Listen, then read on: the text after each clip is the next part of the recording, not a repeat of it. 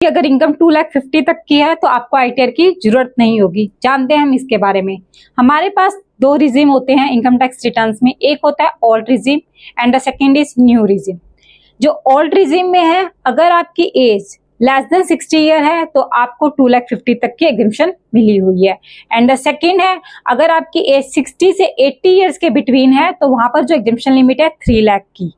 और अगर आपकी एज 80 प्लस है, सुपर सिटीजन हो, तो वहां पर जो एग्जम्पशन लिमिट है 5 लाख तक की। अगर आपको इतनी इनकम है तो आपको कोई भी आईटीआर फाइल नहीं करनी पड़ेगी। और जो न्यू रिजीम है वहां पर कोई भी एज लिमिट का कोई क्राइटेरिया नहीं है।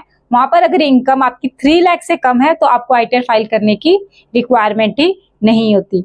लेकिन कुछ ऐसे केसेस है जिन्हें, जैसे उन्हें अगर रिफंड लेना है तब उन्हें आईटीआर फाइल करनी ही पड़ेगी। अगर आपकी इनकम, मान लो अगर कोई हाउसवाइफ है या स्टूडेंट्स हैं जिनकी इनकम टैक्सेबल लिमिट से कम है तो उन्हें भी आईटीआर फाइल करने की रिक्वायरमेंट नहीं होती। लेकिन आईटीआर फाइल करने की अगर जीरो इनकम होने पर भी काफी सारे बेनिफिट्स होते हैं।